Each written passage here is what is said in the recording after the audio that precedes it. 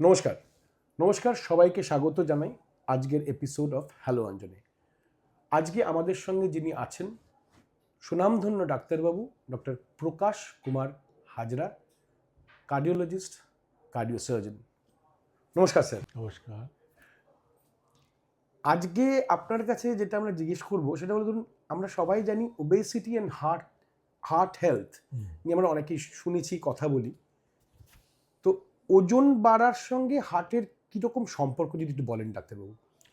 দেখুন, ওজন বাড়া বা ওবেসিটি, মোটাপা ছোটোবেলা থেকে হতে পারে। Over eating, lack of exercise, over nutrition, কিংবা কিছু প্যাথোলজিক্যাল কন্ডিশন মানে অসুখের জন্য হতে পারে। টাইপ 1 ডায়াবেটিস হতে পারে, ইউজুয়ালি বডি ওয়েট লস হয়। আবার কিছু কিছু ডায়াবেটিস আছে যেগুলো কম বয়সে শুরু হয়, সেখানে ওয়েট গেইন হতে পারে। অ্যান্টি ডিপ্রেশন ড্রাগ অনেকাংশেই মানুষের ওজন বাড়াতে পারে।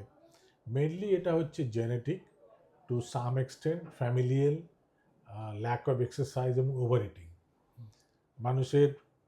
প্রত্যেক মানুষই খেতে ভালোবাসে, এটাকে আমরা বলি হেডোনিক প্লেজার, সেটা ব্রেনের মধ্যে থাকে। তো এদের এই অ্যাবনর্মাল হেডোনিক প্লেজার মানে সে খাওয়াটাকে বন্ধ করতে পারে না, ফ্রিকুয়েন্টলি খায়, বেশি খায়, জাঙ্ক ফুড বেশি খাবে, হাই ক্যালোরি ডায়েট খাবে, ডায়েট কনসিয়াস নয়, কোকোকোলা বেশি খাবে, ফ্যাট বেশি খাবে, চিজ বেশি খাবে, চকলেট বেশি খাবে। এগুলো যখন শরীরের যা দরকার আর যা ডিমান্ড তার থেকে যদি সাপ্লাই বেশি হয়, তখনই মানুষের ওবেসিটি বা মোটাপা বা মোটু হয়ে যাওয়ার প্রবণতা বাড়ে। ডাক্তারবাবু, ওবেসিটি বলতে আমরা কি বুঝি, মানে কতটা মোটা বা কিভাবে ওবেস হয়ে গেছে একজন পেশেন্ট, সেটা কিভাবে আমরা বুঝি? ধরুন আপনার একটা দরজার মধ্যে ঢুকতেই পারছে না, একটা ব্লাড প্রেশার তাকে মাপাই যাচ্ছে না, এত মোটা হাত, এই অ্যাভারেজ ইন্ডিয়ান, বা ওজনে দেখা গেলো 150 কিলো, তাকে তো আর কোনো ইন্ডেক্স দরকার নেই, বলে দেবেন যে এটা ওবিস, দেখেই বলে দেওয়া যায় ওবিস। জামার সাইজ, ব্লাউজের সাইজ। কিন্তু মেডিকেলি আমরা ওবেসিটি ডিফাইন করি height by weight ratio. Height metre, weight kg divide করে যদি মোর দেন 25, কিছু দেশে আবার 27, কিছু দেশে 30, অন অ্যান অ্যাভারেজ যদি 25-এর ওপরে হয় ইন্ডিয়ানদের ফিমেলে, এবং মেলে যদি 23-এর উপরে হয় বিএমআই, বা সেন্ট্রাল ওবেসিটি যদি থাকে, ধরুন তার হাইট বাই ওয়েস্ট সার্কামফারেন্স মানে পেটটা অনেক মোটা হাইটের তুলনায়, তাদেরকে বলি সেন্ট্রাল ওবেসিটি। এটা হচ্ছে বাইরে থেকে ওবেসিটি। এবার যখন বাইরে থেকে ওবেসিটি আছে, ভেতরের ওবেসিটি মানে তার শরীরের অঙ্গ প্রত্যঙ্গ, দ্য অর্গানস, ধরুন তার লিভারটা এল্ড আছে কিনা, লিভারে ফ্যাট আছে কিনা, হার্টে ফ্যাট আছে কিনা, তার অ্যাবডোমিনাল ফ্যাট কতটা, এগুলো এখন এমআরআই করে, আলট্রাসাউন্ড করে, ডেক্সা স্ক্যান করে বোঝা যায়। তার মধ্যে কথা হচ্ছে বডিতে অ্যাবনর্মাল ফ্যাট থাকলে, অ্যাবনর্মাল লোকেশন মনে করুন শুধু পেটে বা শুধু গলায় ফ্যাট, তার চিন দেখা যাচ্ছে না, মিশে গেছে, বা ধরুন বাটক, যদি বাটক শুধু ফ্যাট থাকে, এগুলো ইউজুয়ালি প্যারামিটার্স না দেখেই ডায়াগনোসিস করা যায়। কিন্তু ওষুধ শুরু করার আগে এই ক্রাইটেরিয়াগুলো, ওবেসিটি ক্রাইটেরিয়া আমাদের ফুলফিল করতে হয়, যেগুলো ট্রায়ালে দেখা গেছে। Most of the anti obesity drug trial BMI is more than 30। তো আমরা জানি সুগারের সমস্যা শুরু হতে পারে, আমাদের হার্টের বিভিন্ন সমস্যার মধ্যে রিস্ক অফ কার্ডিয়াক অ্যারেস্ট, মানে যেটা হার্ট অ্যাটাক বলে মানুষটা, সেটা হতে পারে।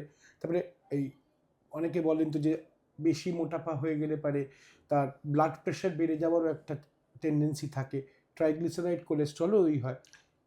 মোটা হলে আপনার অনেক কিছু হতে পারে, ধরুন নাক ডাকা থেকে শুরু করে পায়ের ব্যথা, ইয়াং ফিমেলদের ইনফার্টিলিটি, বাচ্চা হচ্ছে না, স্পার্মের মোটিলিটি কমে যাওয়া, বা তাদের একটুতেই হাঁটতে গেলে হাঁপিয়ে পড়া, হার্ট ফেলিয়ার হওয়া, এট্রিয়াল ফিব্রিলেশনস হওয়া, বা তাদের আর্লি মর্টালিটি এবং স্ট্রোক এবং হার্ট অ্যাটাক, তার থেকে রিকভারি হওয়া, ক্যান্সার হওয়া, অনেক কিছু হতে পারে। মাথার প্রেশার বেড়ে যাওয়া, ব্লাড প্রেশার বডিতে বেড়ে যাওয়া, ট্রাইগ্লিসারাইড বেড়ে যাওয়া, সুগার হওয়ার প্রবণতা বেড়ে যায়। তার মানে একটা লোক যদি বেশি খায় তার সুগার হবে, কম খেলে তার সুগার কমে যাবে। তার মানে ডায়েটারি রেস্ট্রিকশন আর ওবেসিটি যদি আপনি ট্রিট করেন by medicines and lifestyle modification, excessive alcohol, হ্যাঁ, এক্সেসিভ অ্যালকোহল খেলে ওয়েট এবং ক্যালোরি দুটোই বেড়ে যায়। একমাত্র স্মোকিংয়ে মানুষের ওয়েট কমে, বাকি সব কিছু হ্যাবিটে, ব্যাড হ্যাবিটে ভাইসেসে আপনার ওজন বেড়ে যায়। প্রত্যেকটা অর্গানে ধরুন সিরোসিস হতে পারে, কিডনি ড্যামেজ হয়ে যেতে পারে, কিডনি ফেলিয়ার হতে পারে। এগুলো যারা হাইপারটেনসিভ, যারা স্মোকার, যাদের ফ্যামিলি হিস্ট্রি রয়েছে, যারা ডায়াবেটিক, যাদের ট্রাইগ্লিসারাইড বেশি থাকে, যাদের কোলেস্ট্রল বেশি থাকে, তাদের বেশি হয় এবং তারা কম বয়সে শুরু করে এবং কম বয়সেই মারা যায়। এবং এই ওবেসিটিটা আপনার 80 বছর 90 বছর লোকে দেখতে পাবে না।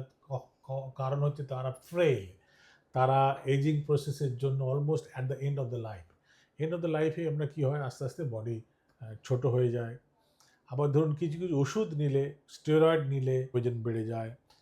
যখন দেখা যায় হার্ট অ্যাটাক হয়েছে, ক্যান্সার হয়েছে, টিবি হয়েছে, সিরিয়াস ইনফেকশন হয়েছে, হসপিটাল থেকে বেরিয়েছে, একটা হার্ট অ্যাটাকের পরে অ্যাঞ্জিওপ্লাস্টির পরে অটোমেটিক্যালি বডির ওজন কমে যায়। এবং সুগারের খুব বেশি যদি ওষুধ খায়, 10টা ওষুধ খাচ্ছে, তাদের যখন আবার ইনসুলিনে কনভার্ট করি, তাদেরও ওয়েট গেন হয়।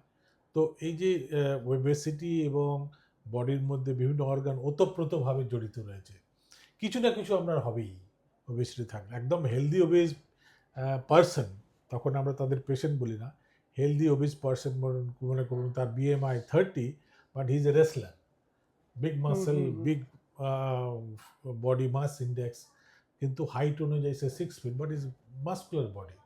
তার BMI দিলে আপনি বুঝতে পারবেন না, কিন্তু তার মাপতে হবে তার বডি ফ্যাট কন্টেন্ট।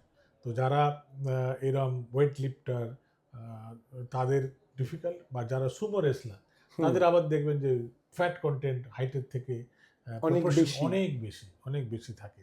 তো তারা কম বয়সে মারা যায়, তাদের কম বয়সে হার্ট অ্যাটাক হয়, কম বয়সে আর্টেরিয়াল ব্লক হয়, এবং তারা তাড়াতাড়ি মারা যায়। আচ্ছা ডাক্তারবাবু, একটা মিথ কাজ করে সাধারণ জনতার মধ্যে যে ওবেসিটি হয়ে এবার যদি আমি প্রচণ্ড মোটা হয়ে গেছি, আমি রোগা হতে যাব, আমি খাওয়া দাওয়াটাই কমিয়ে দিচ্ছি, নাকি একটা হেলদি ডায়েটে ঢোকাটা ভালো with small amount of exercise? শুধু খাবার দিয়ে আমরা বলি যে আজকাল ওবেসিটি কন্ট্রোল করা যায় না, কিন্তু খাবার ওবেসিটিটাকে বাড়িয়ে দেয়, ওষুধের সাথে লাইফস্টাইল কিন্তু ওতপ্রোতভাবে জড়িত, এক্সারসাইজ ওতপ্রোতভাবে জড়িত। লাইফস্টাইল মডিফিকেশন, ওয়েট রিডাকশন ওতপ্রোতভাবে জড়িত। যারা এক্সারসাইজ করে না তাদের এক্সারসাইজ করা উচিত। যারা বেশি সিগারেট খায়, যারা অ্যালকোহল খায়, ক্যানাবিস খায়, যারা প্রচণ্ড স্ট্রেসড আউট, তাদের ক্ষেত্রে আমরা বলবো যে lifestyle modification along with medicines very very important. এদেরকে মোটিভেট করতে হয়। মোটিভেট করা মানে হচ্ছে তাদের সঙ্গে বসে ডিসকাস করতে হয়, you have to spend some time, এবং ওবেসিটিটা কী তাদের বোঝাতে হয়, এবং ওষুধের সাইড এফেক্ট যেগুলো আমরা প্রেসক্রাইব করি, সেই ওষুধের সাইড এফেক্ট ইনিশিয়ালি খুব হাই হয়, এবং এদেরকে বোঝাতে হয় যে ডায়েটারি সাপ্লিমেন্ট, প্রোটিন বেশি খেলে কিন্তু ওবেসিটি কমে, যেটা ভুল ধারণা। এক্সেসিভ খাচ্ছিলেন, সেটাকে পরিমাণে কমাতে হবে। রেগুলার ফুড, স্মল ফ্রিকুয়েন্ট মিল খেতে হবে, ঘুমোতে হবে, স্ট্রেস কমাতে হবে, এক্সারসাইজ করতে হবে, দৌড়োতে হবে, প্লাস ওষুধ খেতে হবে। তার মানে শুধু লাইফস্টাইল মডিফিকেশান করেই যদি আপনি প্যাথোলজিক্যাল ওবেসিটি হয়, সেটা কিন্তু আপনার লাইফস্টাইল মডিফিকেশান করে বেশি দিন বাঁচবেন না। লাইফস্টাইল মডিফিকেশান প্লাস যদি ওষুধ খান, ওষুধ ইনজেক্টেবল বা ওরাল ট্যাবলেট ফর্মে যদি নেন, সেগুলো দিয়েই আপনার লাইফের বেনিফিট হবে এবং এক্সটেনশন অফ লাইফ হবে। এবং এখন আমরা বলছি পারহ্যাপস এই গ্রুপের মেডিসিন যেগুলোকে আমরা বলি GLP-1 ইনক্রেটিন থেরাপি, এগুলো হচ্ছে অ্যান্টি এজিং ড্রাগ। তার মানে ওবেসিটি কমলে, লিভারের ফ্যাট কমলে, হার্টের ফ্যাট কমলে, কিডনির ফ্যাট কমলে, এবং ব্যাড ফ্যাট থেকে ভালো ফ্যাট জন্মালে, এগুলো মানুষের একটা লং টার্ম বেনিফিশিয়াল এফেক্ট দেয়, যাতে আপনি বেশি দিন বাঁচবেন। তার মানে অর্গান প্রোটেকশন, CKM বলি, C for cardiology, K for kidney, M for metabolics মানে হচ্ছে ব্লাড প্যারামিটার, ট্রাইগ্লিসারাইড, তাদের LDL HDL ratio, A1C, insulin resistance, insulin কাজ করা বন্ধ করে দেয়, এবং এই ওষুধগুলো নিলে আবার ইনসুলিন কাজ করতে পারে। আপনার হার্ট অ্যাটাকের প্রবণতা কমে যায়, স্ট্রোকের প্রবণতা কমে যায়, ম্যালিগনেন্সির প্রবণতা কমে যায়, ইন ভিট্রো ফার্টিলাইজেশন যেগুলো ফেল করে, এই ওষুধগুলো প্রেগনেন্সির আগে নিলে ইন ভিট্রো ফার্টিলাইজেশন আবার সাকসেসফুল হতে পারে, ডিউরিং প্রেগনেন্সি এগুলো বন্ধ করে দিলেন। তো এর ট্রিমেন্ডাস একটা ইটস এ মিরাকল, একটা বেসিক্যালি এই যে নতুন ওবেসিটি ড্রাগ কার্ডিওলজিস্টের জন্য এটা একটা বলবো যুগান্তকারী আবিষ্কার, এবং এটা অনেক দিন ধরেই চলছে, কিন্তু এখন একের পর এক ট্রায়াল এবং ডেটা এসে গেছে, সায়েন্স এসে গেছে, not a single trial has fail except চোখের একটা ব্যাপার আছে, কিন্তু চোখের ব্যাপারটা 1 in million 1 in 10 million চোখের ভীষণ লস হয়, সেটা সব ওষুধেই হয় না। আমি বলবো যে এই জাঙ্ক ফুডের কথা যেটা তুমি বললে, ডায়েটারি সাপ্লিমেন্ট, প্রচুর প্রোটিন খাওয়া, প্রচুর কার্বোহাইড্রেট একদম বন্ধ করে দেওয়া, we have seen sudden cardiac death. এবং যারা প্রমোট করছে এগুলো তারা বেসিক্যালি সায়েন্টিফিক নলেজ ছাড়াই প্রমোট করছে, এগুলো মেডিকেলি একদম রেকমেন্ডেড নয়। বাজারে কিছু ওই ট্যাবলেট খান, মেদ কমান, এরকম এগুলো শুনেছি তোর শরীরের জন্য খুবই ক্ষতিকারক।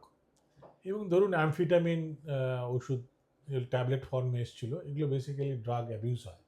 অ্যামফিটামিন খেয়ে নেশা হয়, অ্যামফিটামিন খেলে আবার খিদে কমে যায়। তো এই অ্যামফিটামিন হার্টের পক্ষে মারাত্মক ক্ষতি করতে পারে। এই বিভিন্ন ফর্মের যে ট্যাবলেট বাজারে তুমি যেটা বললে, সেটা কিন্তু একদম রেকমেন্ডেড নয়। Most dangerous thing to do in life, either কিছু খাবেন না, অথবা এক্সারসাইজ করবেন, অথবা এক্সারসাইজ প্লাস মেডিকেল ডক্টরের প্রেসক্রাইব মেডিসিন খাবেন, যেগুলো ইউএস এফডি অ্যাপ্রুভ। পরিষ্কার দেখা যাবে যে ওই ট্যাবলেট, ওই ইঞ্জেকশনটা ইউএস এফডি অ্যাপ্রুভ কিনা। যদি ইউএস এফডি অ্যাপ্রুভ না হয়, গভর্নমেন্ট অফ ইন্ডিয়া অ্যাপ্রুভ না হয়, একদমই রেকমেন্ডেড নয়। এগুলো ছেলে খেলা নয়, এগুলো নিয়ে আপনার খেললে সাডেন ডেথ হতে পারে, লোকে সাডেনলি অজ্ঞান হয়ে যেতে পারে, কিডনি পার্মানেন্ট ড্যামেজ হতে পারে, মাথায় স্ট্রোক হতে পারে, and you can die suddenly. ডাক্তারবাবু অসংখ্য ধন্যবাদ মাই প্লেজার। আজকে আমাদের এই হ্যালো অঞ্জনে বসার জন্য। আর আমরা কিন্তু আপনার কাছে আবারও ফিরে আসব কিছু হার্ট অ্যাটাক সেগুলোর ব্যাপার নিয়ে, ওপেন হার্ট সার্জারি নিয়ে, আরও বিভিন্ন জিনিস নিয়ে। কারণ দর্শকদের আমি চাই যে ওরা যাতে জানতে পারেন ওনারা যে এরকম এমার্জেন্সিতে কী কী করতে পারে। ধন্যবাদ স্যার। আর আমি যেটা আপনাদের সবসময় বলি, সুস্থ থাকবেন, সুস্থ রাখবেন, ভালো থাকবেন, ভালো রাখবেন। আবার দেখা হবে সামনের সপ্তাহে হ্যালো অঞ্জনে আরেকজন কারোর সাথে। নমস্কার।